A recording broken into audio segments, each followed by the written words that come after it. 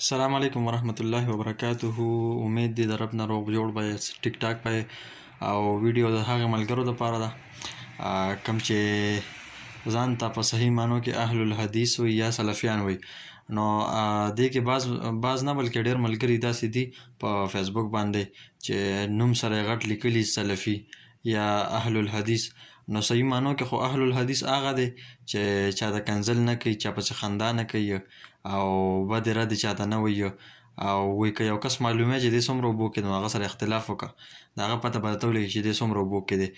نو زه ډېر مې ولید سلفیان ځان سره لیکلي چې مونږ سلفیان یو، خو الان کې زما په نظریې مطابق د سلفیان ځکه نه دي چې اکه ډرامې دی هم کوي کوم چې دا نور کوي چې خلکو ته بد رد ویلي. کنځل خو خیر اکثر نه کوي، خو لکه دا هم د کنځلو نه کم نه چې یو سړي ته خر وی یا سپی وی یا بل څه یا میلو او ډرامې کول، نو یقینا دا د سلفو منهج بالکل نه دی.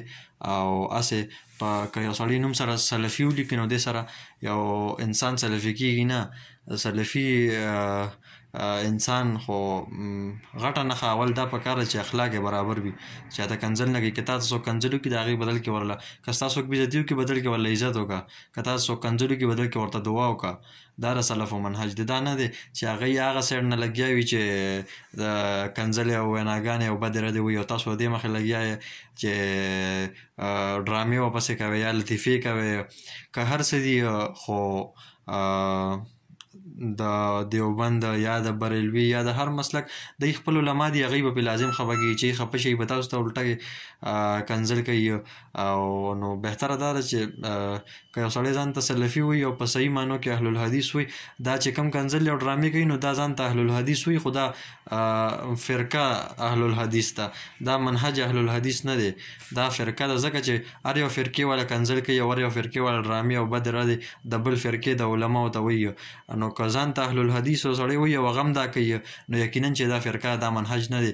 او که یو سړی بیا لکه دی وایي چې دا که همدقه سړی دا کوم چې ډرامې کوي او ځان سره سلفي لیکلي که ده ته ووایه نو دی وایي نه اهل الحدیث چې دا فرقه نه ده او دا یو جومات دا منهج دی او دا سلفیانو لار ده او دا قرآن و حدیث. نو قرآن و حدیث کې خو یو ځای هم دا نه لیکلي چې ته د بل مسلک د علماو پسې بدې ردې ووایه یا ورپسې ډرامې وکړه. بدې ردې خو خیر نه، خو اکثر ډرامې ورپسې کوي یا لطیفې یا بل څه که نه.